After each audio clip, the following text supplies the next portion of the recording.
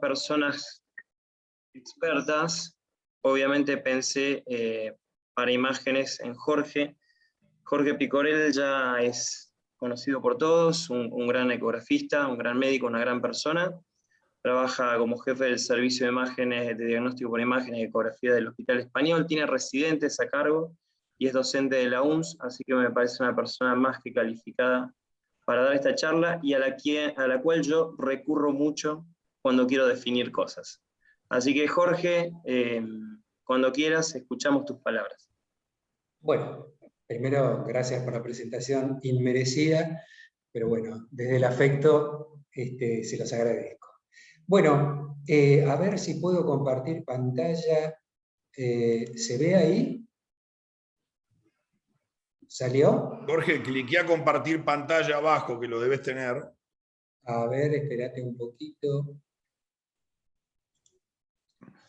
Sí. Espérate. Y una vez que aparezca, después maximizar la presentación. Vamos a ver si... Ahí está, ahí me gusta. Ponía abajo la presentación, ahí creo que estamos bárbaros. Sí.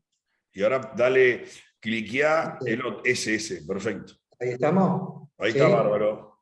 Sí, bueno. De 10. Bueno, largamos entonces. Bueno, vuelvo a repetir, gracias por la invitación. En esta sociedad que tengo tantos amigos y tantos recuerdos. Bueno, esto se llama Importancia de la ecografía en la valoración de nódulos de tiroides o cómo hacer milagros en 20 minutos. ¿Sí? Vamos a intentar que en 20 minutos digamos lo que tenemos que decir de nódulos tiroideos. Bueno, lo primero es que tenemos que tratar de hablar todos un mismo idioma y por eso intentamos imponer métodos, por ejemplo, el sistema TIRAD, en el caso de tiroides, y bueno, vemos, por ejemplo, acá un nódulo que, digamos, está descrito como sólido quístico de 20 milímetros con microcalcificaciones en su interior, y en el cual, digamos, lo descriptivo no se compadece con la imagen, y todos sabemos que este es un nódulo coloide, y por lo tanto lo que tenemos que hacer es meterlo en un TIRAD 2 y listo, y se acabó. Entonces, el sistema TIRAD, nosotros seguimos la escuela chilena de la doctora Horvath, en el cual esto en realidad es un remedio del sistema BIRAD, por supuesto, de mama, que tiene 40 años, y que por supuesto probablemente haya que hacer algunos retoques, pero que funciona muy bien. Bueno, el TIRAD 1 es cuando tenemos la tiroides normal. En el TIRAD 2 tenemos las tiroiditis, básicamente el Hashimoto, por ejemplo, con este patrón pseudonodular. Las tiroiditis de Kerben tienen grandes zonas de edema, con lo cual puede llegar a hacernos sospechar, pero la clínica es muy elocuente de que es una tiroiditis subaguda, con dolor, edema, y si miramos esto dentro de 6 meses, seguramente va a ser normal o cuasi normal. Las tiroiditis de base lo que tiene es un patrón un poco más rudo en cuanto a las imágenes, y lo importante es esto, que en los casos floridos es lo que se llama el infierno tiroideo por la hipervascularización que tiene. Los nódulos coloides tipo 1 y tipo 2 tienen estos spots coloideos, la pared es muy fina, pueden tener calcificaciones. Este es el tipo 2, que se llama espongiforme, es como si cortáramos una esponja, ¿sí? Y aunque midan 2 centímetros, no tenemos que hacer nada porque son 100% benignos. Los nódulos totalmente calcificados es como si tuviéramos una piedra dentro de la tiroides, que obviamente no tenemos que hacer nada, primero porque el rédito en la punción va a ser nulo, porque sacamos nada más que calcio, y aparte el paciente se va a enojar bastante porque duele mucho al empujar el nódulo contra la tiroides. ¿Qué pasa con el nódulo que pinchamos?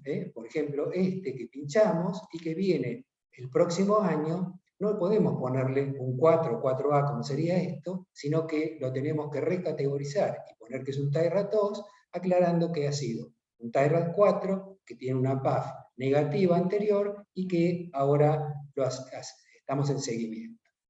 Los nódulos coloides tipo 3 son los que tienen la pared un poco más gruesa, pueden tener tabiques, y esto en su gran mayoría son benignos. Presentamos acá uno que no fue benigno, porque, bueno, le encontramos, aclaro, que este paciente lo habíamos pinchado 2 años antes y no habíamos encontrado nada, y bueno, en el control encontramos que tenía microcalcificaciones en una de sus paredes. Entonces lo que hicimos fue pincharlo, evacuar casi todo el líquido y pinchar la pared, y encontramos que esas microcalcificaciones era un papilar. Pero insisto, esto es la excepción. La mayoría de los conoides tipo 3 son benignos y no tenemos que hacer nada. El pseudonódulo ecogénico del Hashimoto es como veíamos ese patrón pseudonodular, con la diferencia de que tiene pequeñas áreas ecogénicas que son benignas y no tenemos que hacer nada. El nódulo con calcificación periférica es como si cortáramos un huevo duro, ¿sí? Tiene la cáscara con el nódulo adentro. La gran mayoría de estos nódulos son benignos. Bueno, acá presento uno que, digamos, tenía una calcificación incompleta, tenía mucha vascularización, pidieron que lo pincháramos y resultó, no me acuerdo si era un Bethesda 3 o 4, que era, digamos, no concluyente, se lo operó y resultó un adenoma de células oxifílicas. Bueno, la categoría 4 es una gran categoría en la cual tenemos desde lo que está muy cerca de lo benigno hasta lo que está muy cerca de lo maligno, por lo tanto tenemos que ser bastante específicos. Bueno, los nódulos sólidos hipoecoicos, que se llama categoría A en la clasificación, es el carcinoma típico, ¿sí? De bordes irregulares, hipoecoico o algo heterogéneo, ¿sí? Acá vemos que rompe la línea ecogénica de la cápsula, se pinchó y resultó un papilar. Bueno, el nódulo con patrón neoplásico es el nódulo que tiene un borde muy definido, puede tener un halo hipoecoico, puede tener vascularización central, y en su gran mayoría de los casos son benignos. ¿Sí? Vemos cómo está en el corte longitudinal y transversal. Los nódulos con calcificaciones pueden ser micro, como es este caso, o un poco más grandes, ¿sí? Acá tenemos un carcinoma típico, y los nódulos sólidos mixtos que tienen más de 3 centímetros. Es decir, encontramos este nódulo que es hipoecoico, de bordes muy irregulares, que esto puede ser o una tiroiditis muy grande o un carcinoma, y que seguramente va a ser un nódulo coloide, tiene toda la característica de serlo, pero mide más de 3 centímetros, por lo tanto lo tenemos que meter acá en el 4. Bueno, acá tenemos un gran nódulo, fíjese que esto es la tráquea, estas dos son las carótidas, acá tenía un gran nódulo con una macrocalcificación en el centro, ¿sí? Ahí tenemos la pieza quirúrgica. Bueno, en el TIRAD 5 tiene más del 80% de probabilidad de que sea maligno. Por lo tanto, cuando nosotros le ponemos, o viene con un TIRAD 5, viene para la punción, digamos, con el patólogo nos miramos como diciendo, hasta que no le encontramos algo, no lo soltamos al paciente, ¿sí? Bueno, acá tenemos todos los nódulos sólidos hipoecoicos, que se llaman patrones de malignidad B, que tienen microcalcificaciones, ¿sí? Acá tenemos uno típico, bordes irregulares, microcalcificaciones, fíjense, típico, lo único que mide 5 milímetros. ¿Lo tendríamos que haber pinchado? Bueno, eso es algo que después le queda para la discusión, por supuesto que fue un papilar. Bueno, acá tenemos otro, donde teníamos un nódulo que pinchamos y resultó ser un papilar, y en la pieza quirúrgica este nodulito, que no le habíamos dado bolilla, resultó ser una micrometástasis. Hay veces que tenemos muchas micro y poco nódulo. Entonces tenemos, como es este caso, muchas microcalcificaciones, pero no tenemos un nódulo definido. También lo ponemos acá en un TIRAD 5. ¿Sí? Entonces, lo pinchamos y sacamos el papilar y sacamos también las microcalcificaciones, que es es bueno cuando la sacamos porque significa que estuvimos, en el caso que hubiera sido negativo, que estuvimos bien en el sitio de la punción. Bueno, el tipo C es el carcinoma intraquístico, son todos bastante parecidos, son ecogénicos, de bordes regulares, con mucha irrigación, ¿sí? Acá lo pinchamos y resultó un papilar, ¿sí? Los nódulos con adenopatías sospechosas, esto es importante, bueno, digamos, todos los especialistas saben que se usan las regiones para no ser descriptivo, es decir, no decir que está cerca de la carótida, por fuera de la... decimos directamente qué zona está y el cirujano de cabeza y cuello tiene claro a dónde tiene que ir, y somos un poco, digamos, enfáticos en el sentido cuando por ahí decimos, bueno, el nódulo está por detrás del tronco brachiocefálico, como para decir, bueno, te va a costar un poco más de trabajo, pero si no, con esto alcanza, ¿sí? Y lo que es importante también es estas 9 cosas que tenemos que decir de los ganglios. Es decir, no basta con decir la longitud o decir está por fuera del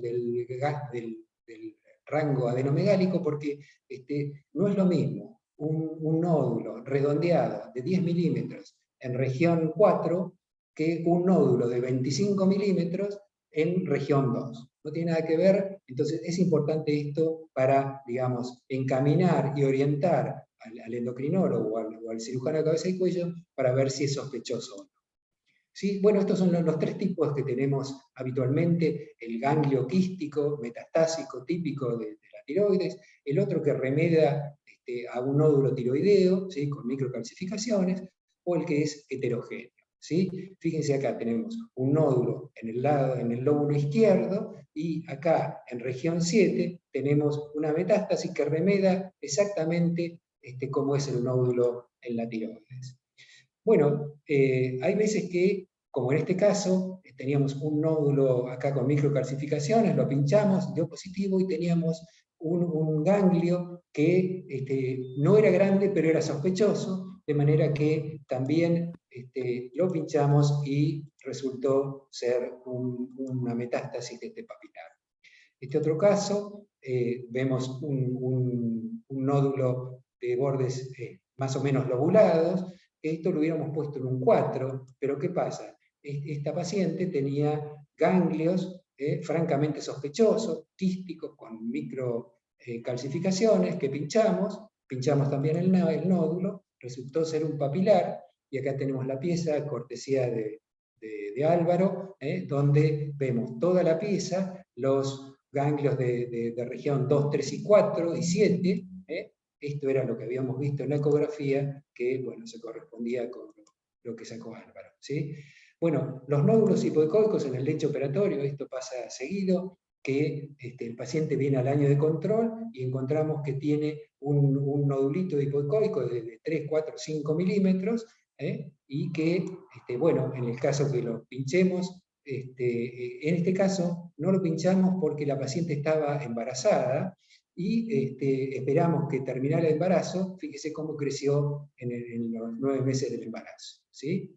Este otro caso es un caso un poco más extraño, porque en realidad la paciente esta tenía un montón de nódulos en región pretraqueal y en región por delante de los ganglios, y luego, reviendo la pieza que habíamos visto, resultó ser una paratiromatosis, es decir, es una especie de endometriosis de la paratiroides con diseminación en el cuello.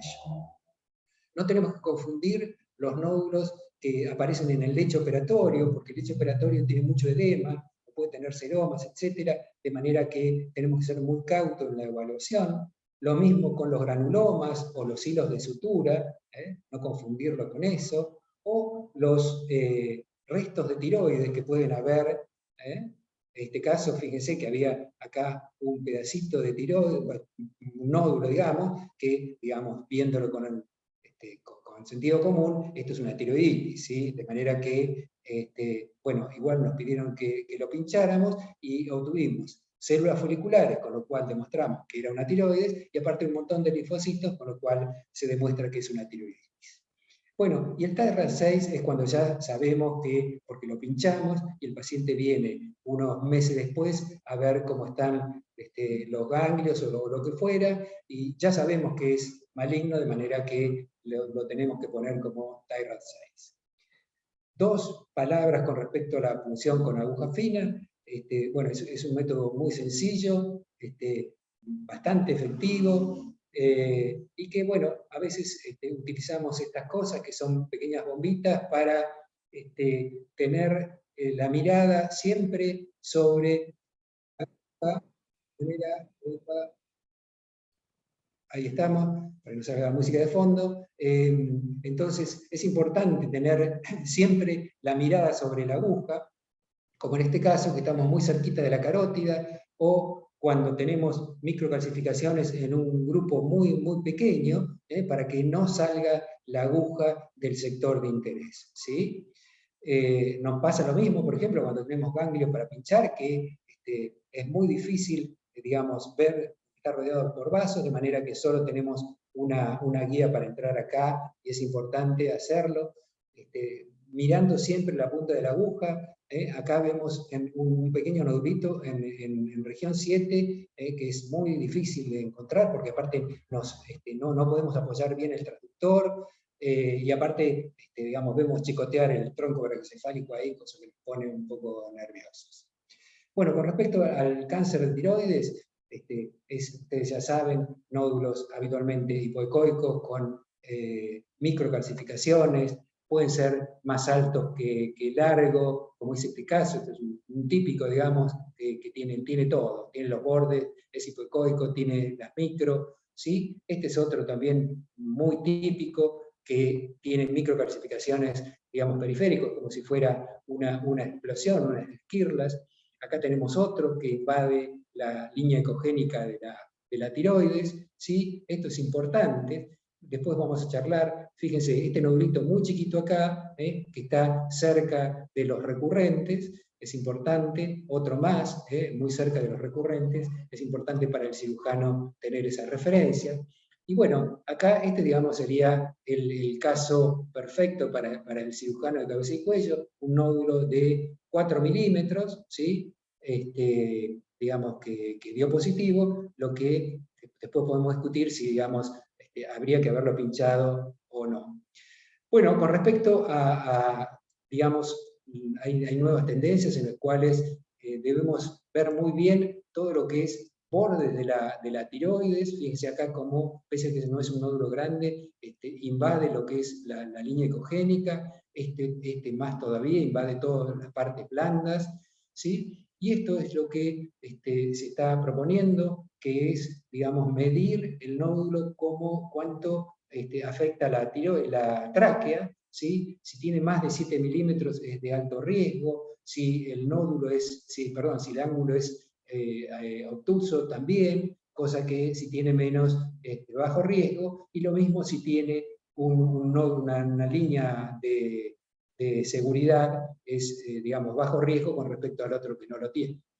Hay artículos nuevos donde hablan de que nódulos de menos de 2 centímetros, que están dentro del parénquima tiroideo, que no afecta, digamos, a la línea ecogénica de alrededor de la tiroides, que tiene menos de 7 milímetros con respecto a la tráquea, que tiene un crecimiento menor a 3 milímetros, entre exámenes, utilizan lo que llaman la vigilancia activa, cosa que, bueno, son cosas que ustedes saben más que yo. ¿Sí? Fíjense, en este caso, un nódulo está muy cerquita, acá no tenemos nódulo de seguridad, no tenemos nada, acá tampoco, invade la tráquea, invade la parte anterior, este otro, pese a que es chiquito también, invade toda la parte anterior.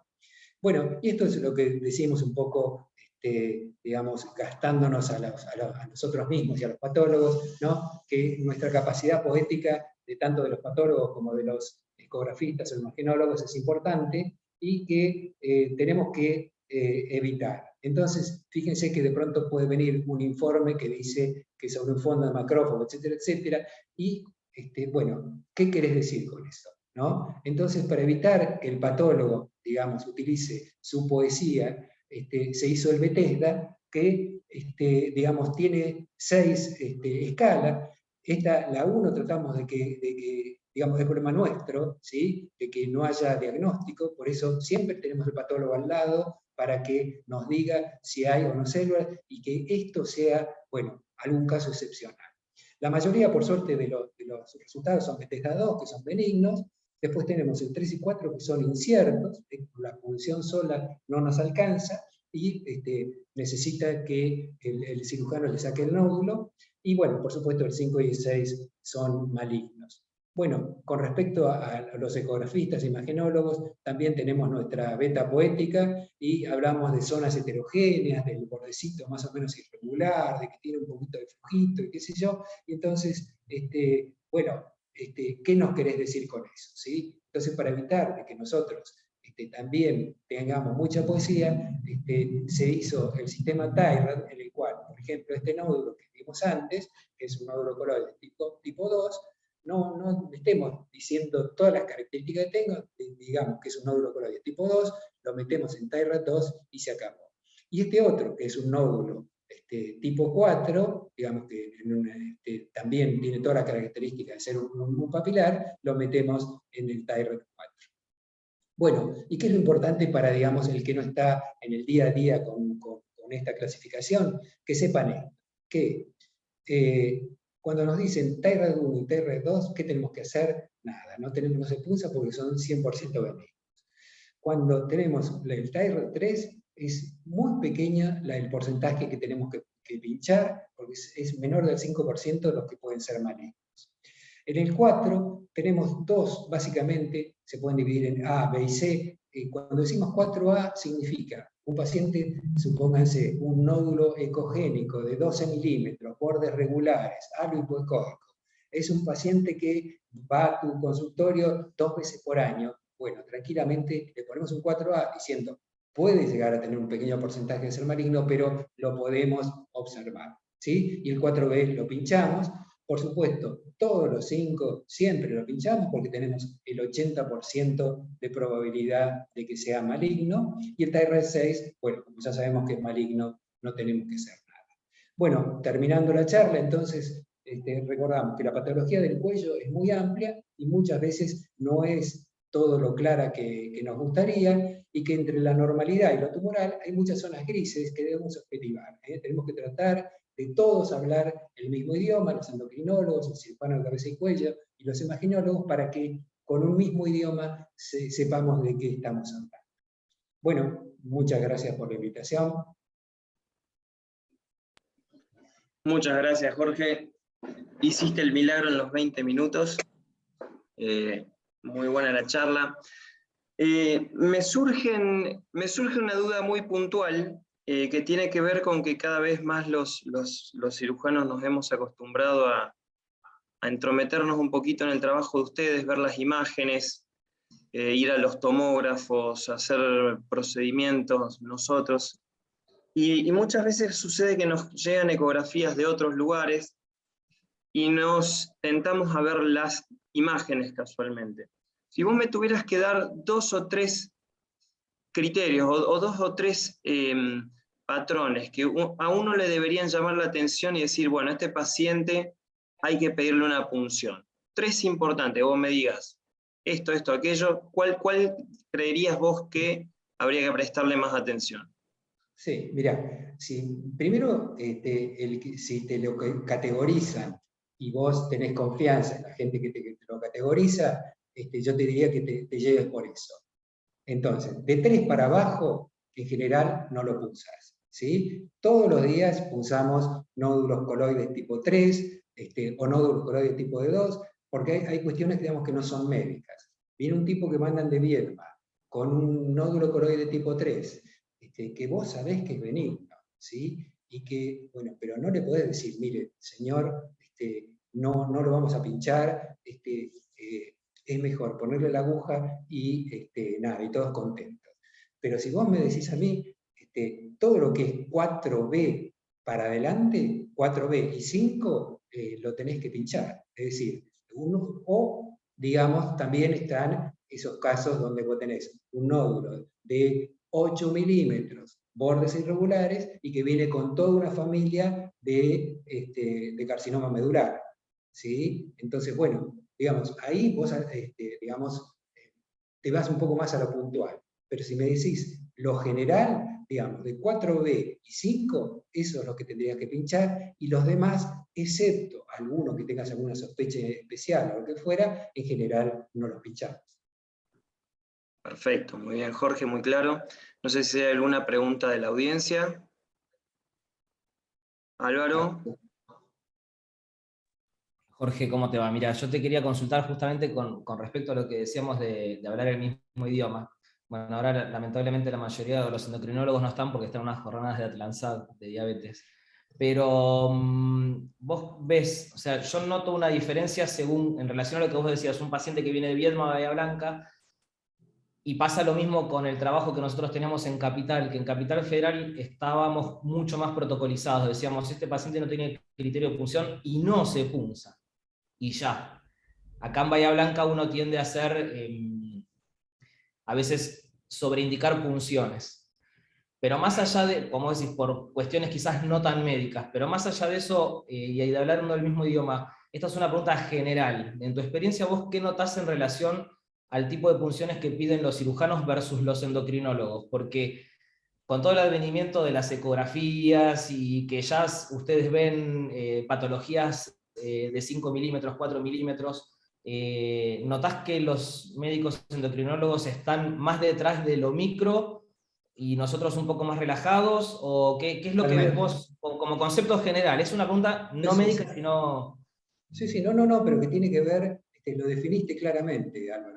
Digamos, los cirujanos de cabeza y cuello ya tienen, digamos, el ojo mucho más avanzado y mucha más experiencia para indicar punciones. En general, hay muchos endocrinólogos que mandan pinchar cualquier nódulo, ¿no? Y nosotros nos vemos en la obligación, yo les cuento una infidencia, hubo una endocrinóloga que no me derivó por 2 años porque yo le dije que el nódulo ese no había que pincharlo, porque era benigno, estaba claro, ¿sí?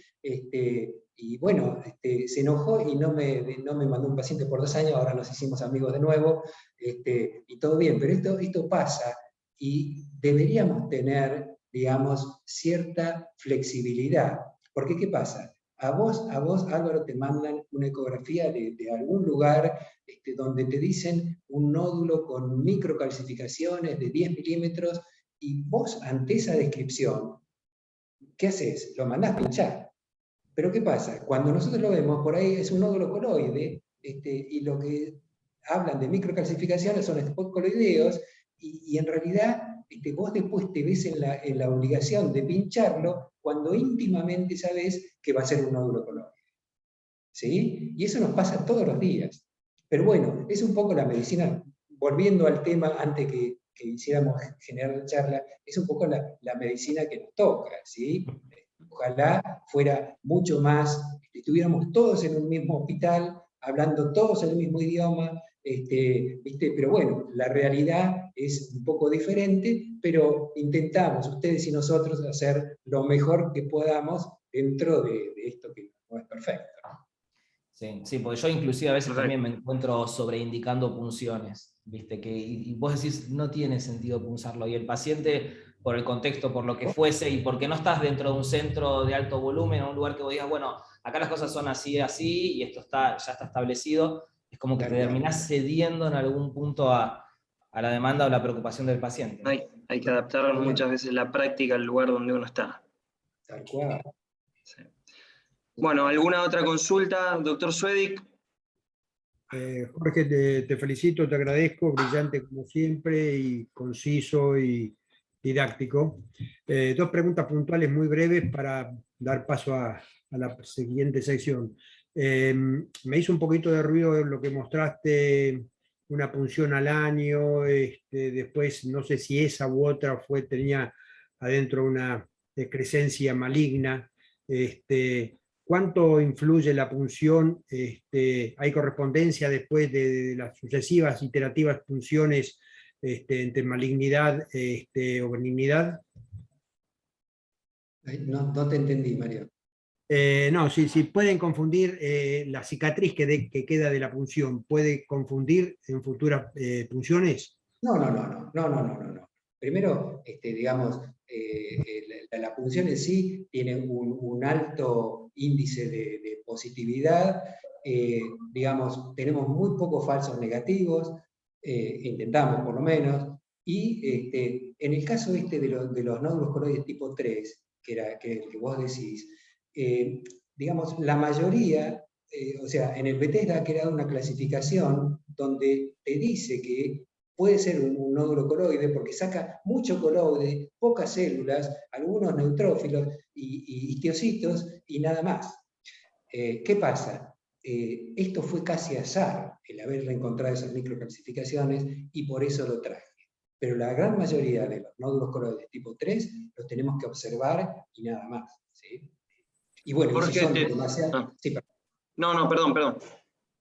No, que si son demasiado voluminosos, cuando ya pasan estos 4 centímetros, lo que sea, habitualmente, digamos, son quirúrgicos por el volumen, ¿no? Y ahí el cirujano, el patólogo, digamos, fileteará todo la pieza.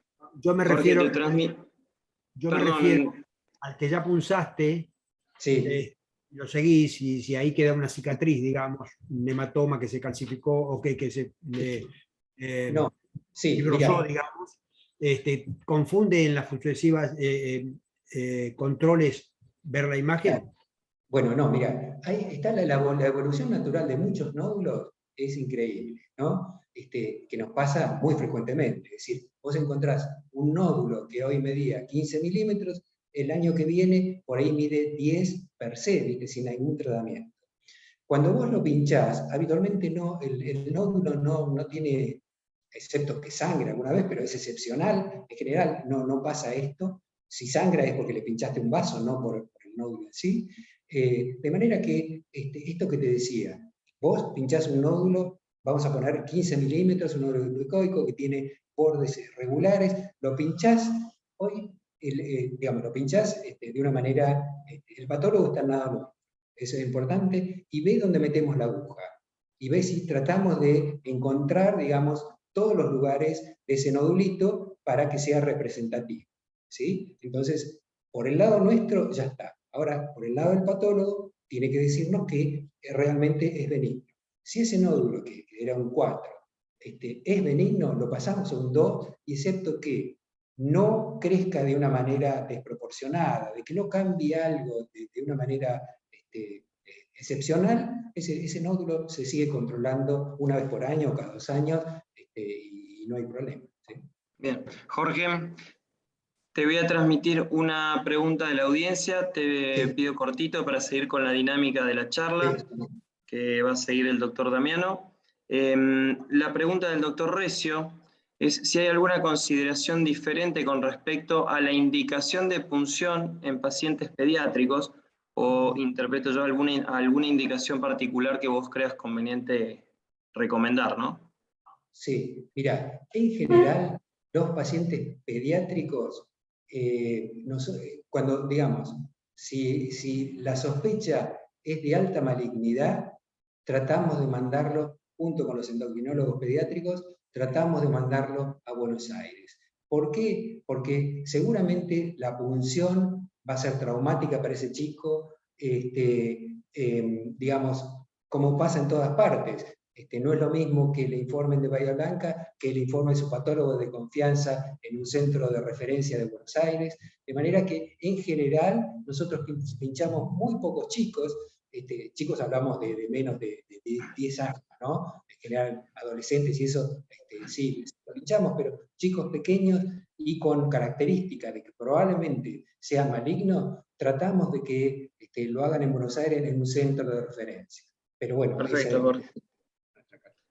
Perfecto, muchísimas gracias. Bueno, Jorge, quédate para el resto de la charla, por favor. Jorge, te interrumpo previamente. Si podés dejar de compartir pantalla, así yo le doy la posibilidad de que comparta el doctor Damiano, por favor.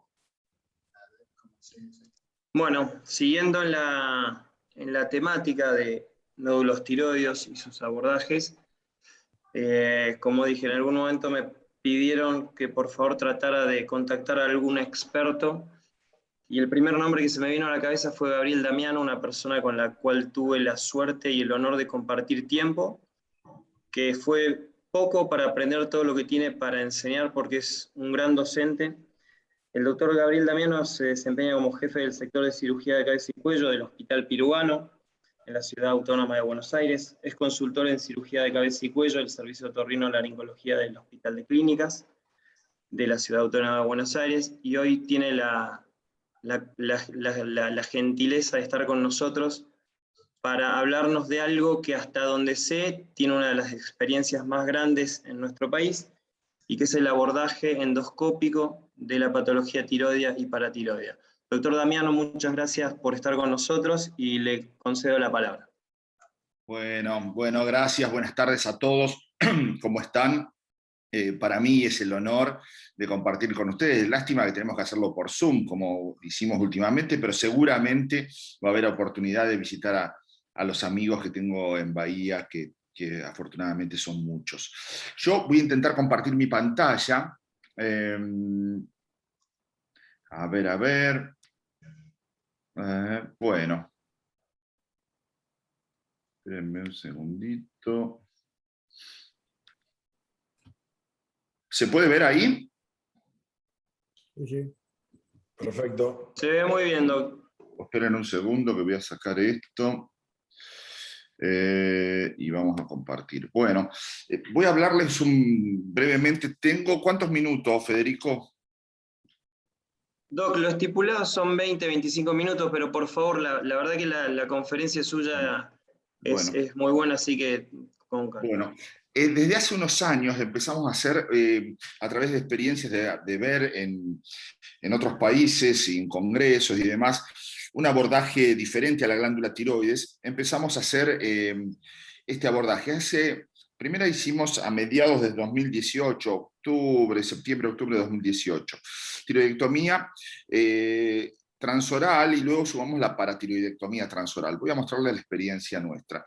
Bueno, como hablaba el doctor Picorel previamente en ecografía de tiroides, últimamente por el tema, este es un trabajo viejo, 1995, la comparación de palpación sobre ecografía, y eso no tiene ninguna discusión. Con el advenimiento de la ecografía comenzó este problema, y es el aumento en mujeres y en hombres del diagnóstico de patología tiroidea.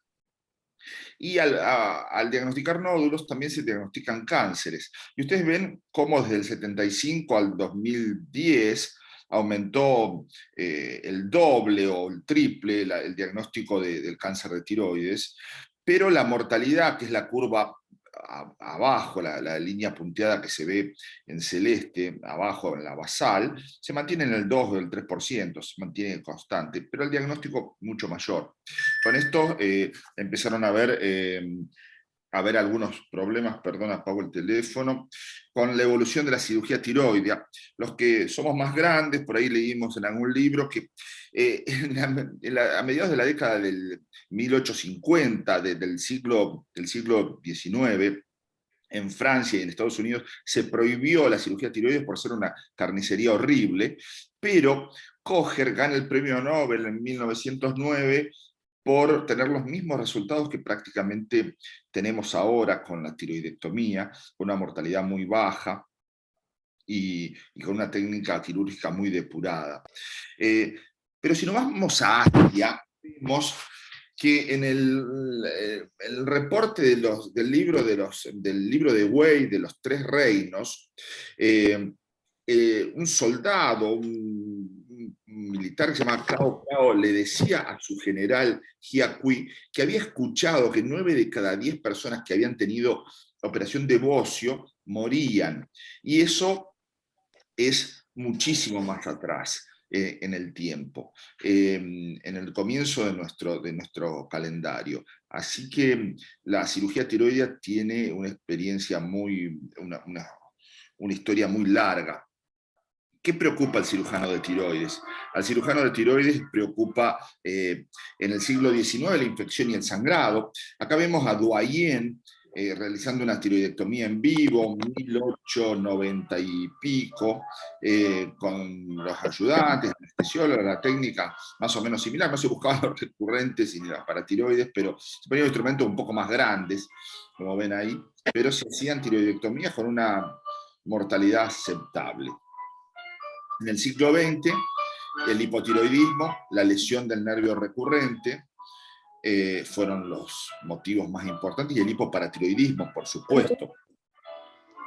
Pero en el siglo XXI, un poco los pacientes se curaban y habíamos logrado una depuración en esto, pero la cosmética es importante. ¿Y por qué? Porque básicamente son mujeres jóvenes, la mayoría, y con resultados cosméticos. Hoy en día la gente se quiere curar de su cáncer, se cura de su cáncer, quiere vivir, pero quiere vivir bien, quiere vivir muy bien. Yo me acuerdo que cuando empecé mi experiencia en cirugía de tiroides, nosotros hacíamos cirugías ablativas, y los que son más grandes se van a acordar, y los pacientes quedaban fuera de la cancha, fuera del circuito social, no podían ir al cumpleaños de la nieta de 15, y hoy en día la gente quiere seguir su vida sin que se note. Hay incisiones que son más lindas, más feas, y en algún porcentaje de casos, la tiroidectomía deja algún estigma cervical. Este trabajo de 2019 son los factores clínicos asociados a peor calidad de vida, scores de peor calidad de vida en los Estados Unidos en pacientes sobrevivientes al cáncer de tiroides. Y se ve que la hipocalcemia posoperatoria, obviamente la disfonía, la disfagia, la apariencia de la cicatriz y las complicaciones por el iodo radioactivo son los factores más importantes en peor calidad de vida. Se ha hecho un estudio en 2019, publicado en Laryngoscope, donde se traqueaba en un ejemplo control que se ve en la pantalla del lado izquierdo, donde seguían el interlocutor sobre un paciente de control, y del lado derecho, paciente con cicatriz cervical, y se veía que la cicatriz siempre llamaba la atención. Este es un ejemplo de este estudio que se publicó en Laryngoscope. Y después es de trabajo 2016, que la percepción de la cicatriz. Doctor, por ahí no se le está escuchando correctamente el audio. Perdón, ahí sí. Ahí sí. Ahí sí. La percepción de la cicatriz depende de la perspectiva. Es diferente la percepción de la cicatriz que tiene el paciente versus el endocrinólogo, el cirujano o un estudiante de medicina de control. La percepción de la cicatriz siempre es peor en los pacientes, y se ha visto que problemas con la cicatriz se ven después de cirugía de tiroides y paratiroides, y no hay una correlación entre la longitud o la magnitud de la cicatriz y la satisfacción del paciente. La percepción de la cicatriz difiere entre el paciente y el clínico, y la mayoría de los pacientes elegirían evitar la cicatriz cervical si tuviesen esa opción. La evolución de la cirugía tiroidea, 1850, Kocher, Gagné empezó con la primera cirugía paratiroidea endoscópica, con pequeños abordajes transcervicales a través del cuello. Fíjense que habían pasado prácticamente más de 100 y pico de años, ¿no? 140 años. Miccoli, en Italia, en Pisa, la primera cirugía tiroidea endoscópica transcervical con una pequeña cicatriz. Wilhelm, en Alemania, 2008, la primera cirugía tiroidea transoral, pero ellos entraban por piso de boca y tuvieron muchos problemas de infecciones y demás problemas, lesiones nerviosas, hematomas. Y recién en 2015, Anuwom, en Tailandia, la primera cirugía transoral publicada, la primera serie grande de más de 60 pacientes. Esto es, ¿se escucha bien el audio ahí? Sí, Doc, Sí. nosotros lo estamos escuchando bien. Bien, excelente. sigo. Bueno, los diferentes abordajes. Estos diferentes abordajes surgen en Asia, en Corea, en Tailandia, porque aparentemente los pacientes, las mujeres tenían disminución de la belleza, tenían problemas, por ejemplo, para casarse cuando tenían cicatrices tiroides, y no es una cosa que digo yo, sino que los dicen los propios asiáticos y los europeos nos lo transmitieron. Y los varones en Asia, los hombres en Asia que tienen cirugías, cicatrices cervicales, estas estarían relacionadas con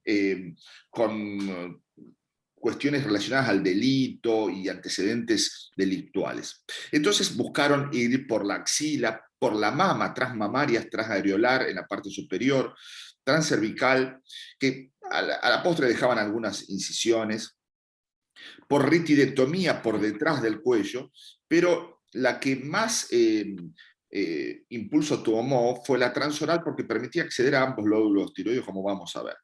Cuando tenemos una cirugía, nosotros las primeras preguntas, una nueva técnica, si puede ser realizada, si esta es segura, si hay alguna complicación nueva o mayor número, por supuesto, de complicaciones conocidas, ¿qué beneficios tendríamos? Más complicaciones, más dolor, perdón, menos complicaciones, menos dolor, menos internación, mejor cosmética. ¿Debería ser realizada esta cirugía? Y otros beneficios que agregan valor al costo adicional, porque es una cirugía que tiene todavía mayor duración, dura aproximadamente un 20 o un 30%, depende de las escuelas, depende de los sujetos, de los cirujanos, a la tiroidectomía habitual, normal.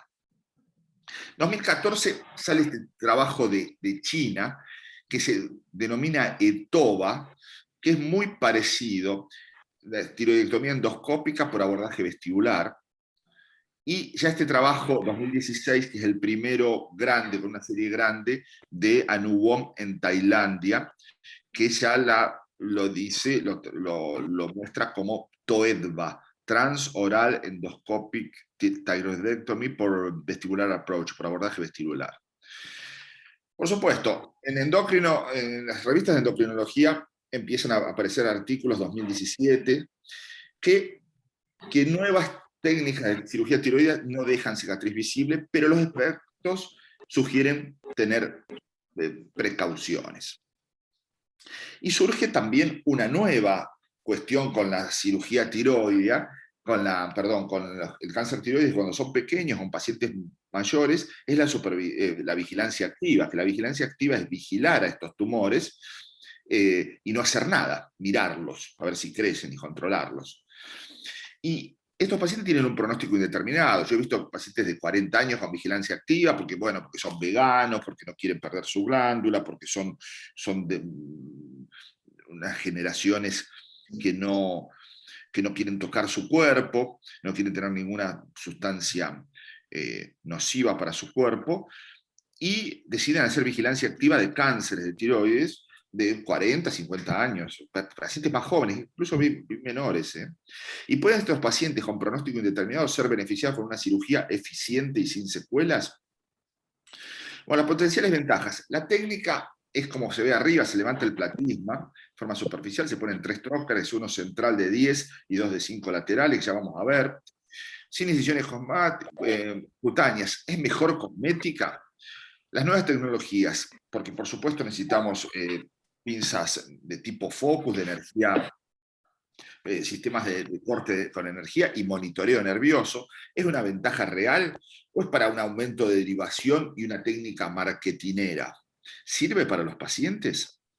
Y las potenciales de ventaja que tendríamos que pensar es el uso de antibióticos, la integridad de la cápsula, en estos tumores se pueden sacar íntegras, el manejo del sangrado, el dolor oral, y los síntomas que pueden quedar, y la anestesia del mentón que se ve por 3-4 semanas. Antes la veíamos más seguido y ahora vemos que 3-4 semanas esto desaparece. No es una cavidad real, son pseudocavidad, pequeños espacios de trabajo, instrumental largo, cambios en perspectiva anatómica, visión magnificada, movimientos limitados. Ahora ya vamos a ver bien la técnica. ¿Y qué pacientes serían candidatos? Pacientes, perdón que algunas están en inglés, les pido disculpas, pero pacientes, porque hicimos una presentación en Brasil con esto y algunas quedaron en inglés. Pacientes con lesiones císticas y tumores paratiroideos, quísticas y tumores paratiroideos que necesitan manejo definitivo, pacientes con nódulos benignos y otras indicaciones de cirugía, incluido la enfermedad de Graves, esta cirugía para la enfermedad de Graves es una indicación real. No hay un límite definitivo en tamaño, pero se suele decir que no mayor de 6 centímetros. Adenomas de paratiroides localizados, hiperparatiroidismo primario con 2 métodos de localización, generalmente es MIBI y ecografía. Nódulos citológicamente indeterminados, no mayores que 4 centímetros, dependiendo de la ecografía, ¿no? Y pacientes con T1 y muy seleccionados T2 con carcinomas papilares de tiroides, con nódulos en una localización favorable. En el polo inferior... por favor, silenciar los micrófonos, por favor. Bueno, como Mariano. decía, tumores... Adelante, doctor. Sí, me encargo. Tumores muy pequeños, T1 y T2, con nódulos en una condición favorable, en el polo inferior, rodeados por un parénquima normal. Y pacientes, por supuesto, que deseen no tener una cicatriz en el cuello. Eso es obvio. En enfermedad de Graves es una muy buena opción, porque generalmente los pacientes que tienen enfermedad de Graves son mujeres jóvenes, mediana edad, mucho más frecuentes mujeres, como sabemos, que desean evitar el yodo radioactivo por varias razones. Porque están en edad de tener hijos, por la posibilidad teratogénica que podría tener el yodo, por los problemas de glándulas salivales que los vemos luego del yodo radioactivo, por riesgo de segundo primario. Se indica, por supuesto, en tiroides que tienen volúmenes pequeños, no más de 30 mililitros, y en general los pacientes con enfermedad de Graves son candidatos pobres a ablación por radiofrecuencia de estos tumores. Este es un trabajo que salió donde se ve que el hipertiroidismo, la cirugía versus la ablación con yodo es mucho más rápido, los pacientes entran en la curva de arriba, entran mucho más rápido en control posoperatorio y en control de neutiroidismo luego de la cirugía versus el yodo radioactivo aproximadamente en 3 o 6 meses antes. ¿Quiénes no son candidatos para TOEDVA? Pacientes que tienen carcinoma medular de tiroides. Sabemos que tienen mucha tendencia a ser metástasis cervicales. Tumores invasores de la vía aérea o invasores del nervio recurrente o del esófago no se pueden operar, se tienen que operar abiertos. Metástasis visualizadas francamente por ultrasonido. Una cosa es poder sacar un ganglio que sea patológico, que no sabemos que es metastásico, versus un paciente que tiene una metástasis franca por ultrasonido. Los tumores generalmente que comprometen el polo superior o comprometen el tubérculo de Zuckerkant, que es el tubérculo lateral de la tiroides, porque están generalmente en contacto con el nervio recurrente estos. Y los pacientes que requieren exploración de 4 glándulas paratiroides. En los pacientes de paratiroides, fíjense cómo se ve acá en el video, generalmente es una enfermedad de una sola glándula en el cuello central, 2 estudios concordantes, ultrasonido y MIBI, como dijimos, y pacientes que desean evitar la cicatriz cervical. Esta cirugía es 30 minutos, 30 minutos y se saca ese nodulito y chau. Bueno, algunas ventajas: una distancia corta entre la puerta de entrada y el lecho quirúrgico, la magnificación que tiene versus otros tipos de abordaje, estoy hablando.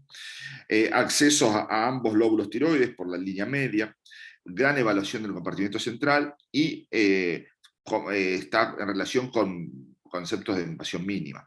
Todos los pacientes los evaluamos con fibrolaringoscopía, con ecografía tiroidea, antes y en la cama del paciente. Acá vemos cómo estamos asistiendo. Siempre en los quirófanos solemos tener un ecógrafo y cada vez más, y nos familiarizamos los cirujanos con la ecografía. hacemos calcitonina preoperatoria siempre y PTH intraoperatoria también. Fibrolaringoscopía antes y después, en todos los casos. Bueno, esto es un abordaje grande, es a través de la boca, cómo se ponen los trocars. Hay un trocar de 10 milímetros, no se hace ese abordaje tan grande, ya van a ver luego cómo es, pero esto es un poquito para mostrarlos.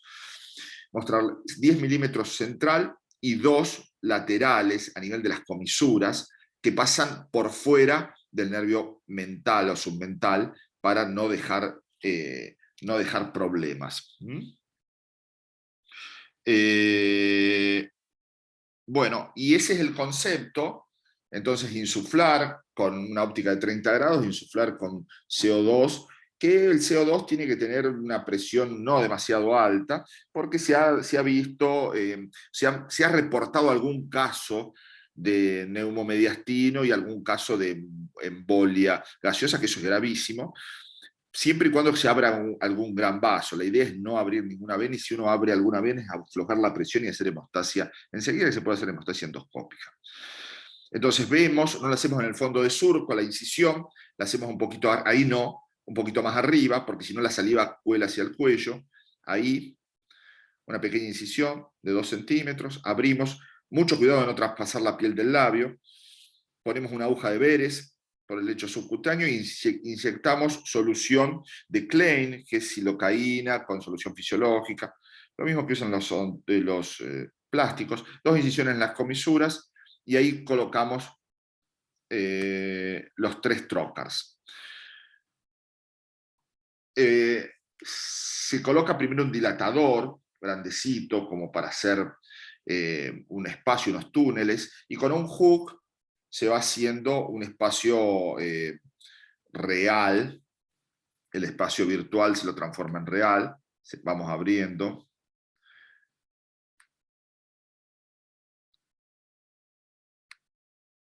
A ver, vamos a avanzar un poquito. La línea media la vemos. Aquí está la tráquea, identificamos la tráquea. Y luego seccionamos el istmo tiroideo en la línea media. Abordamos lateralmente, hacemos el espacio, lateralizamos los músculos, tomamos el polo superior, pasamos un punto tractor por la piel, llevándose lateralmente los músculos infraioideos, y ahí vamos disecando el polo superior. Todo se controla con una pinza armónica, con ultrasonido, con hemostasia. No ponemos ninguna ligadura. Nosotros ponemos 2 ligaduras en el polo superior, 2 en el inferior. Actualmente no hacemos nada. Ahí vemos el nervio recurrente, se ve en el fondo acá en el videíto. Ahí se ve el nervio. Ahí se ve. Ya lo vamos a ver mejor en algún otro video. Y vamos liberando todo.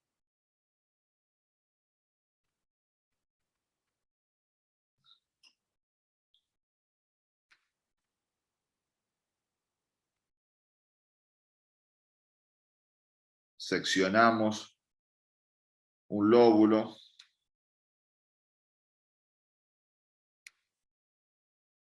Luego lo ponemos en una bolsa, en una bolsita que pasamos por el trocar central de 10 milímetros. La abrimos, colocamos todo. Es un espacio de mucho más chiquito que la cirugía laparoscópica, pero los médicos que tengan experiencia en cirugía laparoscópica lo van a agarrar enseguida, porque bueno, hay que trabajar en espacios más reducidos, pero es más, una vez que le agarramos la mano, esto va por ahí y sale por la línea media, por el trocar central, un lóbulo, y después sale el próximo. Acá estamos, a ver, abriendo un espacio lateral, donde estamos haciendo un vaciamiento lateral, que en este caso es una chica que tenía un carcinoma insular. Ahí ven la vena yugular. No está estipulado todavía el vaciamiento lateral por técnica endoscópica, pero se puede hacer. No hacer el berry picking, pero en este caso se saca uno de los ganglios, la vena yugular, pero sacar todo el tejido celulograso del espacio, del sector 2 3 y 4 se puede sin problema, debajo obviamente del nervio espinal, liberando todo el espacio lateral del cuello. Bueno, vamos a ver, bueno, acá estamos abriendo la línea media, fíjense, liberándolo, controlando el pedículo superior. A ver si podemos ver una paratiroides, se ve muy bien. Muy bien, fíjense la paratiroides ahí, a ver si la podemos ver mejor. Una paratiroides normal, ahí sin problema, se ve magnificada, se ve espléndida, grande. El nervio recurrente ahí abajo, ¿lo ven?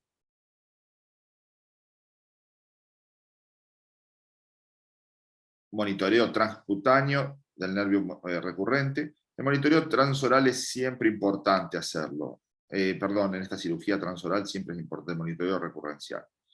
Bueno, a veces usamos un hook, un gancho, y abordamos el otro polo. A ver, vamos a pasar a ver alguna otra cosa. Bueno, en la Argentina hay más o menos 130, 140 casos, no estoy bien seguro. Nosotros presentamos una experiencia en la Asociación Argentina de Cirugía con 40 casos, ya llevamos 73 casos en este momento, y vamos a hacer un trabajo mostrando los 100 casos dentro de algunos meses para ver cómo nos fue y demás. Ya vamos a discutir sobre esto. Bueno, como les dije, de octubre del 2018 al 21 tenemos 58 tiroidectomías y 13 paratiroidectomías, generalmente todas mujeres. Tiroidectomías totales 74%, 9% derechas, lobectomía derecha y 17 izquierdas. El diagnóstico histopatológico casi el 50% cánceres papilares, y después patología diversa, adenoma de células de Hartle, adenomas foliculares, tiroiditis y demás. El tiempo operatorio fue bajando, un promedio tenemos 132 minutos, y fue bajando con los casos. Abajo tienen los casos, y al principio tardábamos 300 minutos, y después, ahora estamos 120, más o menos, entre 100 y 120 minutos. Bueno, esto acá no alcanzo a leer, bueno, el número 71, las complicaciones, 13%. Ya vamos a verlas en un momento. Una chica... Ana, tengo 17 años. Un nódulo. Tenés un nódulito en la tiroides. ¿Cuánto hace que tenés eso, Ana? No sé, yo me enteré hace un par de meses. Bueno, tragá. Bueno, ¿y por qué querés sacártelo por la boca? Porque no me va a dejar cicatriz. Y bueno, es lo mismo.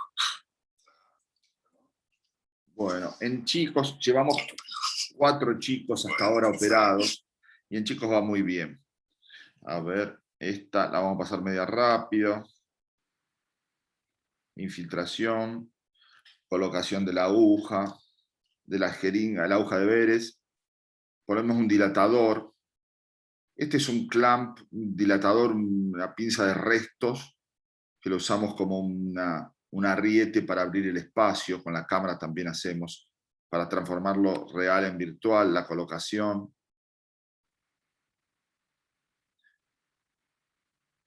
Donde se ven los trocars, cómo hacemos el abordaje de la línea media. Vamos a avanzar un poquitito. Bueno, al principio abrimos la línea media.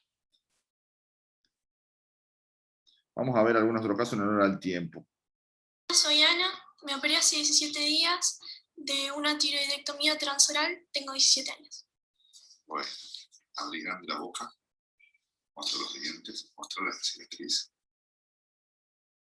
¿Te duele algo? No. ¿No? Nada. ¿Puedes tragar bien? ¿Puedes comer bien? Bueno. Sí. Tiroidectomía parcial del lóbulo izquierdo el día 12 de noviembre del 2019 por vía transoral. Cuando lo visité un mes después en su consultorio, hicimos un video similar, no importa que se vea la cara, en el cual usted quería ver bien que se movieran todos los músculos de la boca, el cuello, que no tengo ninguna marca. Así que yo estoy muy satisfecha con la cirugía, muy bien. Una semana después ya podría haber tenido una vida absolutamente normal. Nada me impedía hacer lo que quisiera, salir, charlar, comer. Hola, soy Sabrina, tengo 23 años, me operaron el día miércoles 31 de la tiroides por la boca. ¿Tenés alguna molestia? No, nada. ¿El labio? El labio lo siento bien y lo único inflamado, pero no molesta. Abrí la boca y mostrá el labio por ahí.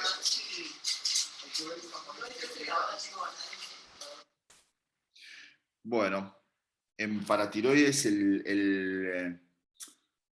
casi siempre mujeres. El procedimiento es el adenoma de paratiroides en la mayoría. El tiempo operatorio es un poquito menos que la tiroidectomía. Bonjour, je m'appelle Pascal. J'ai été opérée il y a un mois de la parathyroïde par la bouche. Es una paciente francesa que vino a operarse, control 10 meses. Bueno, había una foto de las complicaciones que se me pasó. Esperen un segundito que yo la voy a buscar, a ver si las tengo ya para mostrárselas. Bueno, las complicaciones globales. Tuvimos 2 seromas, un hipoparatiroidismo y una infección. Esas se tratan sin problemas y a veces hay más, algún otro seroma por ahí, o una hipoestesia del mentón y demás, que se tratan sin problemas. Tuvimos algunas otras complicaciones. Tuvimos, en el caso número 3, abrimos la membrana cricotiroidea por inoperancia del operador, porque la abrí, porque no me di cuenta y pensé que estaba en el plano correcto, y la abrí, le hice un agujerito puntiforme, y no me animé a repararlo endoscópicamente. Era el caso número 3, estaba recién en la curva de aprendizaje, y bueno, entonces decidí que la convertía. Tuvimos una pérdida de señal en un caso, también en el caso número 6, donde vimos una parálisis recurrencial, y en ese caso también decidimos convertirla. Y un sangrado también por una lesión arterial que no lo pudimos controlar hasta que abrimos, hicimos un pequeño cortecito y ya. Ustedes ven que es los primeros casos. Se sabe o se dice que normalmente después de 12 o 15 procedimientos los médicos ya estarían pasando la curva de aprendizaje. Bueno, la curva de aprendizaje, como les decía, y el tiempo comparado con cirugía convencional es de aproximadamente, el tiempo es un poco más largo. Ven el gráfico de la izquierda, en cirugía los primeros 15 casos, 180, 190 minutos, después pasa a la de 16 a 36, 120 minutos, un trabajo brasileño, y después un poquito menos, de 37 a 51. Y un poco el tiempo en minutos en la curva de la derecha. Y se ve que esta es más o menos la curva de aprendizaje que tenemos. Y la pregunta es de trabajo salido, si esto cambia el juego, ¿por qué se hace esta cirugía? ¿Para qué? Bueno, indudablemente para alguna población de pacientes, especialmente pediátrica o joven, que no quiera tener una cicatriz en el cuello. Y se ve que incluso en médicos que generalmente no creen en accesos remotos a la tiroides, ven que habría resultados cosméticos superiores. El abordaje transcervical debería ser, el abordaje transtiroideo convencional debería ser conocido. Uno debe tener experiencia en cirugía abierta antes de sumergirse en este tipo de cirugía. Debemos hablar con el paciente muy concienzudamente sobre los pros y los contras que podría pasar, especialmente si estamos en la curva de aprendizaje. Esta cirugía es segura, es efectiva, y podría ser en el futuro uno de los más comunes accesos a la glándula tiroides. Y por supuesto, primero no dañar a nuestro paciente, eso es lo más importante. Y esto es un poquito una reflexión, que a pesar de algunos adelantos tecnológicos, como la monitorización de nervios, dispositivos de corte con energía que aumentan la seguridad y acortan el tiempo de procedimiento, los pacientes llevan una cicatriz en el cuello, que a pesar de una peor o mejor cicatrización, muchos de ustedes van a decir, pero yo le hago un tajito en un pliegue, no se nota, y lo hago en 20 minutos, y me voy a mi casa tranquilo, y no voy a estar renegando a esta altura del partido con esto. En muchos casos es un estigma. Para nosotros por ahí no, pero al paciente que lo porta sí. Especialmente pacientes jóvenes que están en plena edad laboral, chicas, mujeres. En algunos no se nota y en muchos otros se nota más o menos, pero se nota siempre. Y uno, cada paciente que se va a lavar los dientes a la noche antes de dormirse, se acuerda que fue operado de un cáncer de tiroides. Los avances médicos en fisiopatología tiroidea, el diagnóstico genético focalizado con el cáncer de tiroides, el pronóstico oncológico bueno, permiten la posibilidad de implementar una conducta expectante en algunos casos seleccionados, en tumores malignos. Por esos motivos podemos afirmar que la mayoría de los nódulos indeterminados van a ser benignos. Los cánceres pequeños serán generalmente indolentes o con un mínimo impacto clínico. Asimismo, la evaluación ecográfica previa y eventualmente los test genéticos pueden darnos una completa información preoperatoria. Sabemos todo lo que podría pasar con ese paciente antes de la cirugía. En cirugía electiva o profiláctica de tiroides no hay espacio para ninguna morbilidad, incluso una cicatriz aceptable. Esta es la curva de aprendizaje y yo lo viví. Es la subida al monte de los estúpidos. En las verticales está la confianza y en la izquierda, en la horizontal, está la experiencia. Las primeras, parece fácil, no puedo hacerlo. Después, es más difícil de lo que pensaba. ¿Para qué me meto esto a esta hora de la noche? Tengo comida caliente en mi casa y ¿qué estoy haciendo acá? En algún momento decimos, no, ya está, no se puede. Llega un momento que hay un quiebre y podemos decir que vamos mejorando. Siempre, siempre, siempre hay que tener cuidado. Cualquiera sea la técnica, debemos ofrecer una solución segura y efectiva. Y el paciente debe irse del quirófano con el problema resuelto. Eso es muy importante. Muchas gracias. Muchas gracias por la invitación. Para mí es un honor. Bueno, doctor, la verdad que fabulosa la exposición. Siempre es muy agradable escucharlo, es muy claro en los conceptos. Por honor al tiempo, sé que ha estado operando hasta recién. Quiero hacerle... Y ahora a las 9 largo otra, pero bueno, todavía tenemos un rato. Bien, bien. Sí, lo he visto operar con ese ritmo y sé que es así. Doctor, 3 preguntitas muy puntuales para después charlar un temita. Si del auditorio hay alguna charla, por honor a respeto al tiempo del doctor, me la pasa y se las paso por mail. Cuando yo hice el curso de cirugía endoscópica, me daba la sensación, esta que usted decía, más que yo tuve formación laparoscópica, de estar subido en el monte de los idiotas, ¿no? Es decir, esto se puede hacer. Entonces la pregunta inevitable que surge es, cuando uno va a arrancar esto en la vida real, no en un cadáver, ¿cuál sería el paciente ideal? ¿Y cuál sería la curva que uno debería aspirar a tener para decir, puedo hacer esto y ofrecer esto con confianza y tranquilidad para el paciente? Mira, Federico, yo te digo un poco la experiencia mía.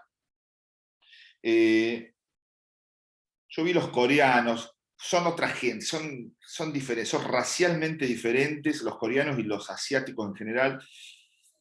No podemos compararnos. Nosotros somos latinos, diferentes. Debemos ofrecer una seguridad. El primer paciente es un paciente de edad media, que si tenemos que abrirle el cuello no hay ningún problema, que tenga un nodulito relativamente chico en el polo inferior derecho y que no sea cáncer. Ese es el caso ideal, porque uno es diestro, metés la mano, con la mano derecha manejás el armónico, y ahí haces una lobectomía, lo levantás, lo sacás como puedas, y las primeras deberían ser acompañadas por un proctor, como hacen los americanos, por un tipo que te ayude y que te vaya guiando y te diga, no, mira, anda por acá.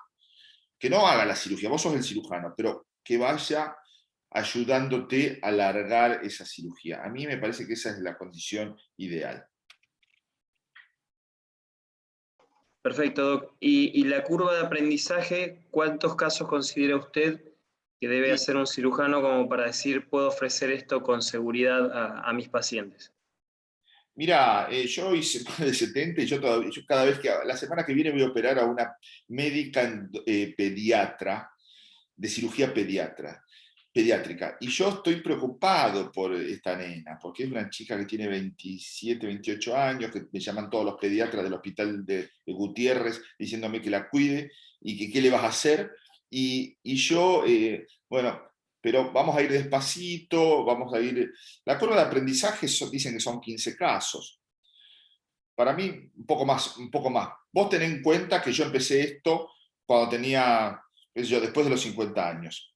Así que no es lo mismo empezar a los 30, es como manejar un avión. No es lo mismo empezar a los 20 años que a los 50 años, hacer el curso de piloto. Así que es diferente, pero nada, hay que empezar a hacerlo y hacerlo despacito. Hay pacientes, bueno, es una cuestión también cosmética, pero les digo, los padres de los chicos que operamos piden por favor que no le hagamos un corte en el cuello, lo piden.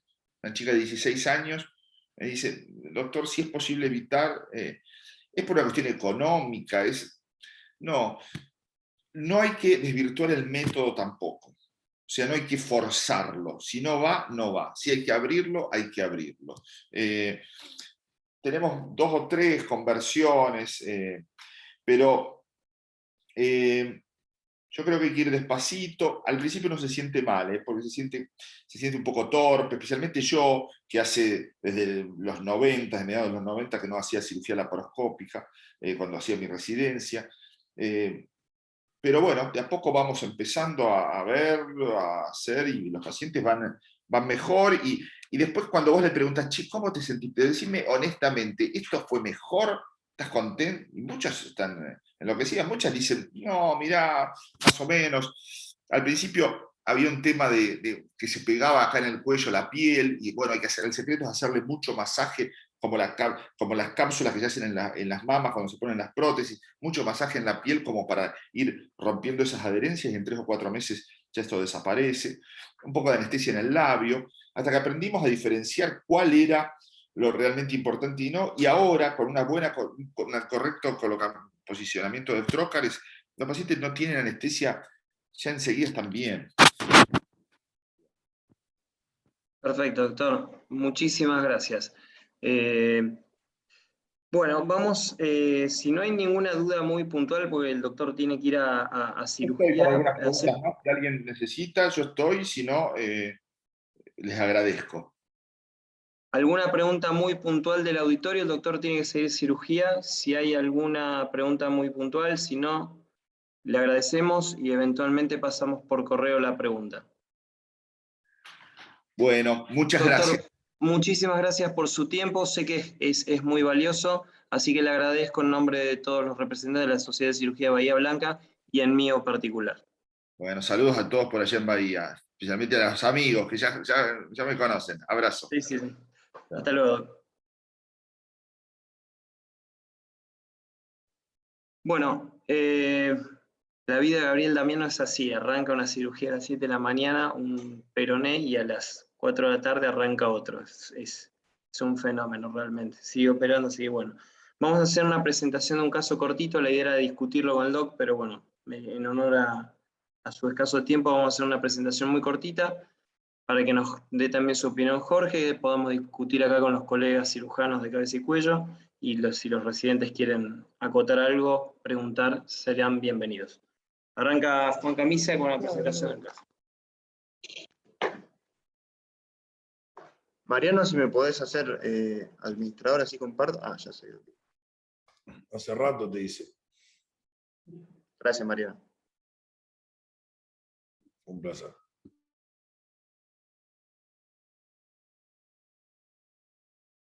¿Se ve correctamente ahí? Perfecto. Bueno, yo soy Juan Camisa, residente de 3er año del Hospital Italiano acá de Bahía Blanca. Vamos a presentar un caso de una paciente femenina de 33 años de edad, con antecedentes de trombofilia asociados al embarazo, sin antecedentes familiares de relevancia, que consulta por primera vez por un nódulo de tiroideo de 3 años de evolución, con un perfil hormonal normal, sin cambios clínicos ni ecográficos y sin síntomas compresivos. Se le realiza una ecografía de tiroides que informa una tiroides de ecoestructura, tamaño y forma y vascularización conservada.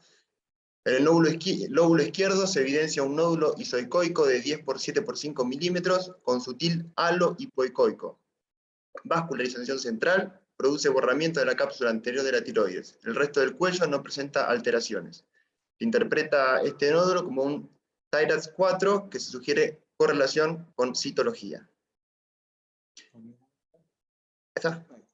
Acá le doy el paso, si quiere, a Jorge hacer algún comentario con respecto a las imágenes, que él va a poder describirlas mucho mejor que nosotros acá. ¿Alguna consideración de estas imágenes y teniendo en cuenta el informe que se dio? Bueno, no estoy tan de acuerdo con que sea ecogénico, es heterogéneo en realidad, porque fíjate que cuando vos hablas de, perdón, isoecoico creo que decía, ¿no? Sí. Fíjate que acá no es isoecoico. Isoecoico es cuando vos lo ves exactamente igual al resto de la tiroides, ¿sí? Y muchas veces es muy difícil ver dónde está el borde. Acá lo ves muy, muy claro, es heterogéneo y los bordes en realidad no son difusos. Sí coincido que es un TIRADS 4. ¿Te parece que este nódulo, si vos lo vieras, hubiera sugerido una correlación citológica de entrada? No me acuerdo cuánto, 10 milímetros. Digamos, los bordes son polilobulados, ¿sí? No es un 4A, es un 4B o más. Yo lo hubiera pinchado de entrada, pese a los 10 milímetros. Perfecto. Perfecto. Tenemos una imagen acá también que se ve la vascularización que tiene este nódulo. En el 2019 se le hace una punción con aspiración con aguja fina y bueno, el informe nos indica anomalías de las células foliculares de significado indeterminado. Correspondería a un Bethesda 3. En el 2021 se le realiza una nueva ecografía, que en el lóbulo derecho se observa un nódulo hipoicoico de 2,4 milímetros, y en el lóbulo izquierdo, el que ya venimos mencionando, se reconoce una imagen sólida, isoecogénica, con fluido central y periférico, que mide 9 por 6 milímetros.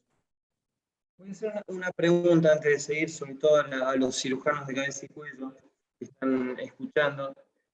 Con la punción de 2019, ¿hubieran tomado alguna conducta o hubieran tomado este periodo de observación?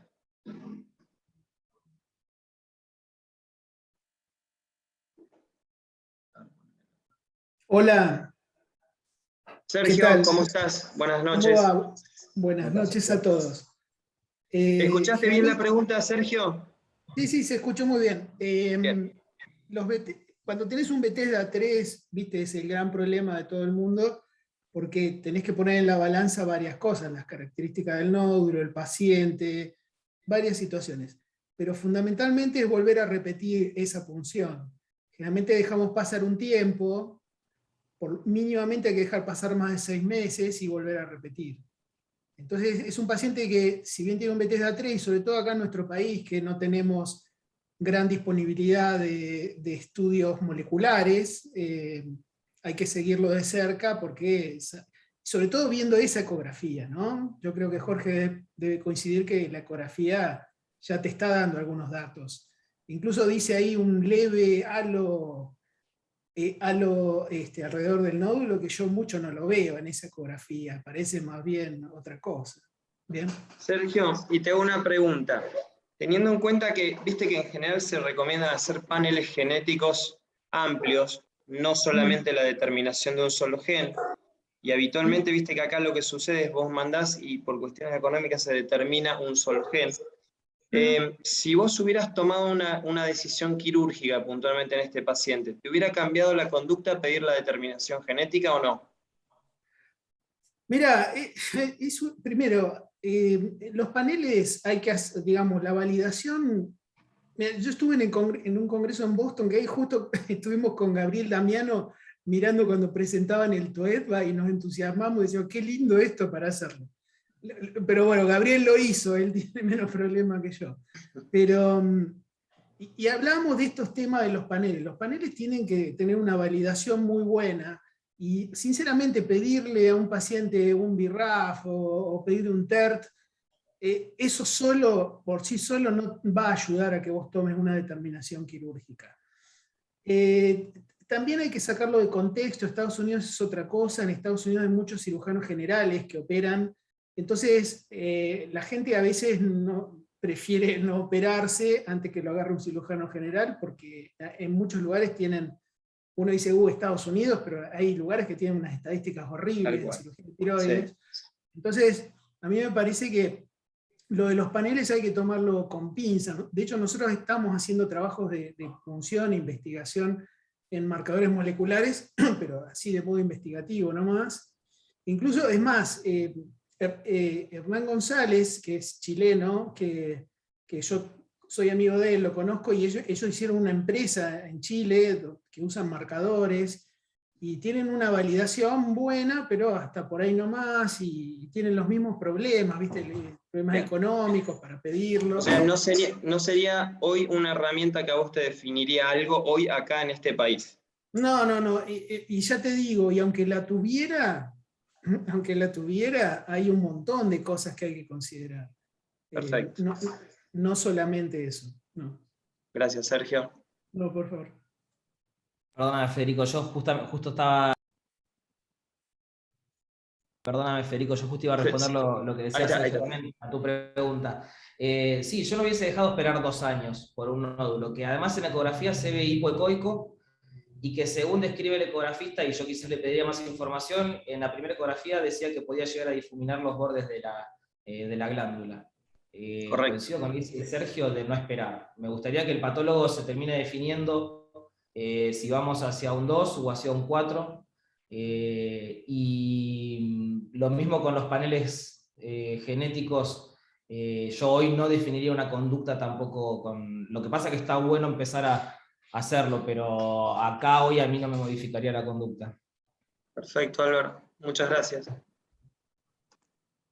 El laboratorio que presentaba la paciente con un calcio total de 10,3 miligramos por decilitro, calcio iónico de 4,19 miligramos por decilitro, una TSH de 2,31, una T4 libre de 1,4, anticuerpos anti-TPO de mayores a 15, y menores a 15, y una calcitonina menor a 2. Se le realizó una laringoscopía que evidenciaba ambas cuerdas bucales móviles, sin lesiones mucosas, no se advertían áreas de leucoplasia y tenía un hiatus medio. Se le realiza una nueva punción aspiración con aguja fina que informaba un Bethesda 3. Acá abrimos el juego a todos, a ver si alguno quiere hacer un comentario de qué conducta tomar ya con estos estudios previos de la paciente. Hago una consideración. Coincido plenamente con Sergio y con Álvaro lo que dijeron. Simplemente esta paciente me llegó ya con la segunda punción hecha, con esa espera. Yo no hubiera esperado 2 años. Creo que todas las preguntas que nos planteamos acá las hemos charlado un poquito, ¿sí? Yo a esta paciente puntualmente le pedí calcitonina y le pedí anticuerpos para determinar el grado de tiroiditis, porque esta paciente vino consultando por cirugía endoscópica. Pero bueno, después, por una cuestión de obra social, no se pudo hacer. ¿Alguno de ustedes hubiera tenido otra conducta en este momento? Jorge, ¿le hubieras pedido algún otro estudio, algún otro complemento, o te parece que con eso es suficiente como para llevarla a cirugía? No, lo que pasa es que si vos repetís y te das, primero 2 cosas, ¿no? Como vuelvo a repetir. Cuando vos estás medianamente convencido que un nódulo tiene posibilidad de ser maligno, no lo largás hasta que el patólogo que lo tenés al lado se defina, ¿sí? Eso como, digamos, operativo. Ahora, hay que ser, digamos, coherente de que todo tiene un límite, y de pronto el patólogo con algunas células y con determinados nódulos no puede llegar a definirlo. Por lo tanto, creo que con 2 Bethesda 3, el paso siguiente parece que es quirúrgico. Álvaro, ¿te parece lo mismo? Yo particularmente un estudio que, bueno, seguramente se lo pediste, pero también le pido a la PTH para evaluar cómo están las glándulas paratiroides, pero digamos de rutina. Estaba normal. Por otra parte, están los pacientes operados y los pacientes con múltiples punciones y punzados y controlados. Yo creo que después de una segunda punción seguirle ofreciendo al paciente que se controle ecográficamente y eventualmente otra punción o lo que sea, ya empieza a generar una situación en la cual es mejor, yo tomaría la conducta quirúrgica.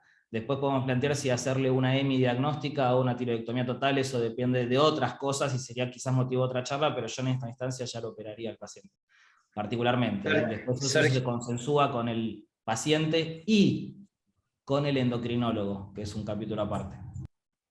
Sergio, ¿te parece lo mismo? ¿Lo operarías a esta paciente? Sí, mirá, esto me hace acordar en las jornadas que organizó Álvaro de Tiroides, que estaba la doctora Carmen Cabezón del Hospital Italiano, justo se habló de este tema, de los paneles moleculares y todo eso, y yo me acuerdo que le hice una pregunta puntual, que era, doctora, en su opinión, ¿cuántos pacientes de estos que tienen Bethesda 3 o 4 a la larga no terminan con una cirugía? Me dijo, y prácticamente todos terminan operados, y esa es la realidad. Casi todos estos pacientes, tenemos un Bethesda 3 y Bethesda 3, y el nódulo crece, y el ecografista te dice, che, mirá, me parece que esto es maligno, y terminan en quirófano. La realidad es esa. A la larga, si no es enseguida, 1, 2 o 3 años después terminan en quirófano. Esa es la realidad. Bien. Adelante.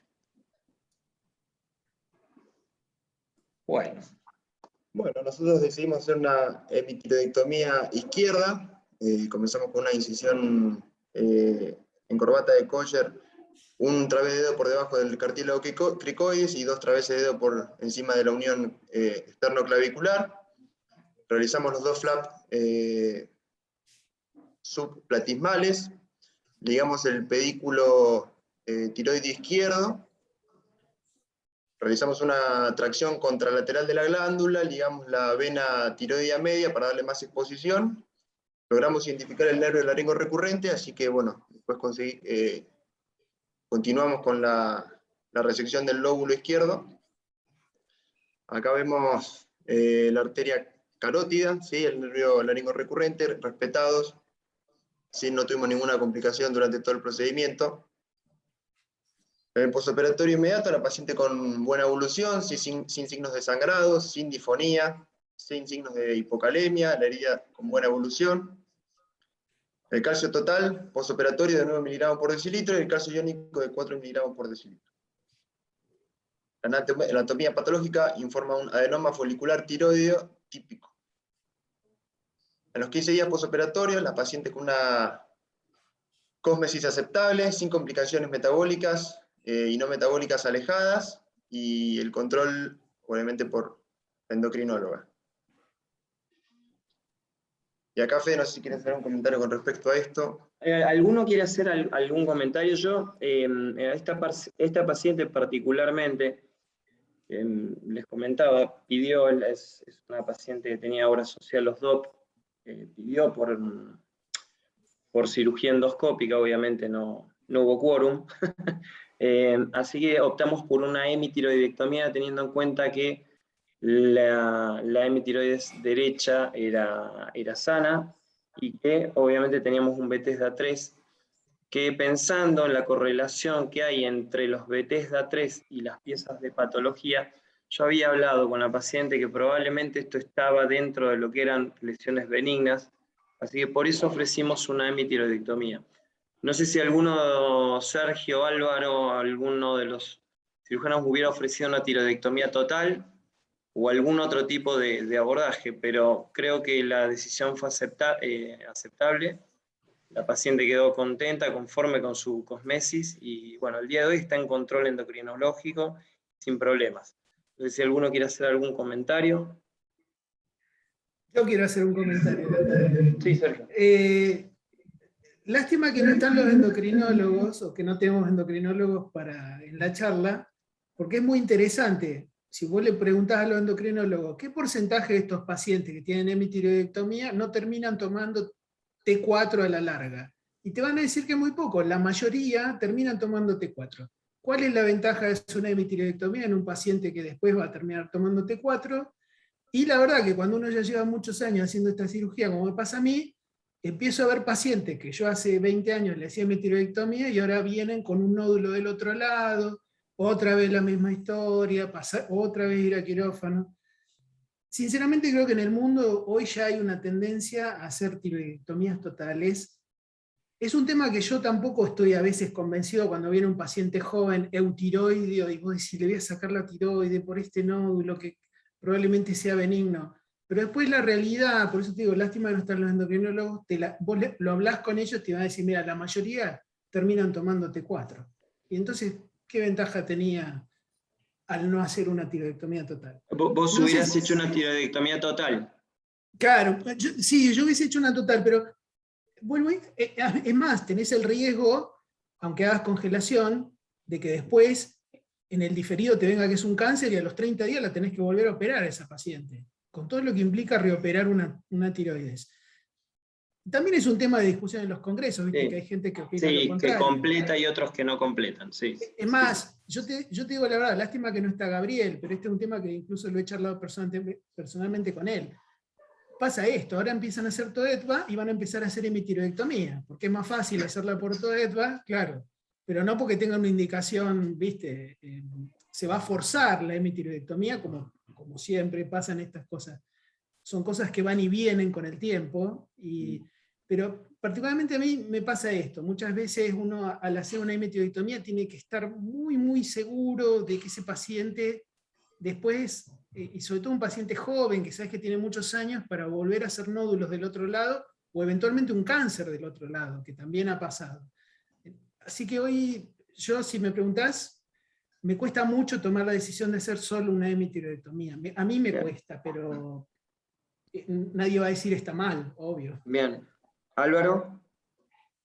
No, pienso muy similar. Y el tema es que al ser una patología que se puede abordar desde múltiples, se pueden hacer distintos tipos de cirugías. Para mí lo importante es consensuar con el paciente y con el endocrinólogo. Y es como que terminás haciendo una cirugía a medida, a medida para el paciente, para las características del paciente y también junto con el endocrinólogo. Pero fundamentalmente pues se puede hacer todo en tiroides. Lo dijiste claramente, Álvaro. Esto fue eso. ¿Cuál es la cirugía a realizar en cada paciente? Obviamente después uno puede tener su orientación, pero si le sacás toda la tiroides, está bien. Y si le sacás la mitad de la tiroides, también está bien. Entonces, no es lineal. Hay algunas patologías que son lineales. Hay que hacer esto y ya, y no se discute. Y acá el problema es que es sumamente consensuable. Es más, si tuviese 1 milímetro menos, si no estuviese cerca de la cápsula, le puedes ofrecer no operarse. Entonces el abanico de posibilidades es y está cambiando y cada endocrinólogo tiene su escuela y cada cirujano también, entonces es difícil consensuar, pero tenemos que consensuar entre todos e involucrar al paciente en la toma final de decisiones también. Perfecto. ¿Alguno más que quisiera hacer algún comentario, algún aporte? Estamos en tiempo. La verdad que se nos pasó volando, sobre todo con la charla de Gabriel. Fabuloso. ¿Algún aporte? ¿Alguien que quiera hacer una pregunta, algún comentario?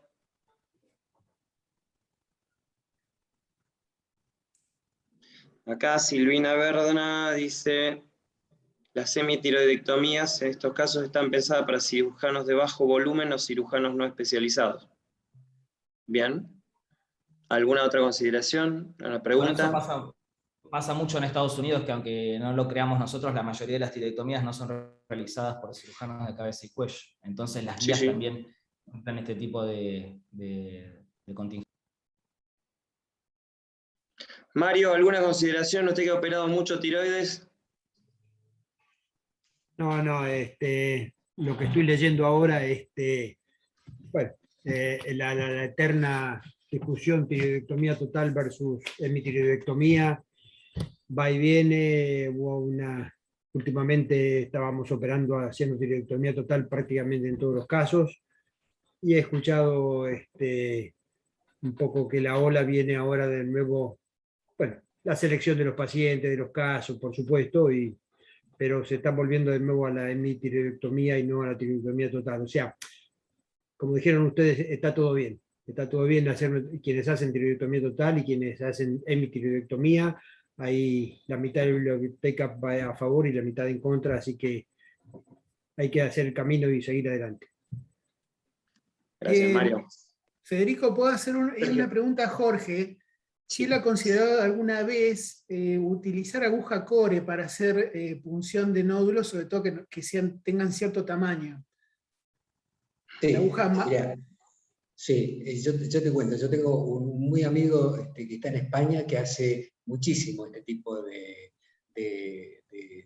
punciones, pero ¿qué pasa? La mayoría, digamos, el porcentaje de complicaciones que tenés es más importante que con aguja fina. Con aguja fina tenemos escasísimas, alguna vez que se hemos pegado a algún vaso, pero en general casi no tenemos. Por otra parte, la mayoría de las punciones las hacemos sin anestesia, ¿sí? Porque la aguja es tan finita, el paciente en unos segunditos tiene hecha y confiamos en el patólogo, ¿sí? De manera que nosotros, digamos, alguna vez hemos hecho para alguna tiroiditis de Riedel que teníamos que hacer algún diagnóstico, pero en general, si me decís a mí no me gusta meterme con aguja de corte al lado de la carótida, me da un poquito de miedo, y ya te digo, el resultado con aguja fina en general es bastante aceptable, con lo cual no lo hacemos de rutina, ¿sí? Te hago la pregunta porque, viste, hay como un resurgir de todo. Justamente los otros días escuchaba una conferencia internacional sobre los tratamientos de radiofrecuencia de los nódulos de tiroides. ¿Viste? Cada vez menos. Ahora ya ni los operamos. Ya dentro de un poco los ecografistas van a tratar los nódulos de tiroides. Y ellos utilizan aguja core. Y justamente la experiencia para poder utilizar esa aguja para radiofrecuencia la tienen haciendo punciones. O sea, arrancan haciendo punciones y después tienen la experiencia como para poder usar el aparato de radiofrecuencia para cierta indicación de ciertos nódulos, ¿no? Por supuesto.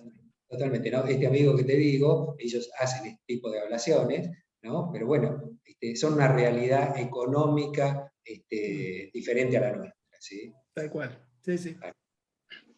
Gracias. Bueno, señores, estamos en tiempo. Les agradezco muchísimo a todos los participantes, les agradezco a Mariano como presidente de la sociedad, a Álvaro, a Sergio, a todos, a Mario, a Jorge, especialmente por dedicarnos tiempo de su vida para charlar de estas cosas, a Gabriel, que ya estoy charlando con él, y muchas gracias por la atención que nos han prestado. Creo que ha sido beneficioso para todos, ha sido una linda jornada, y espero ya la próxima es tuya, Sergio, así que bueno, allí estaremos también. Bueno, sí, cómo no, con mucho gusto. Muchísimas gracias a todos. Gracias, Federico, excelente. Muy bueno. Muchas gracias. Gracias por colaborar con la sociedad. Buenas noches. Chao. Sergio, Álvaro, abrazo.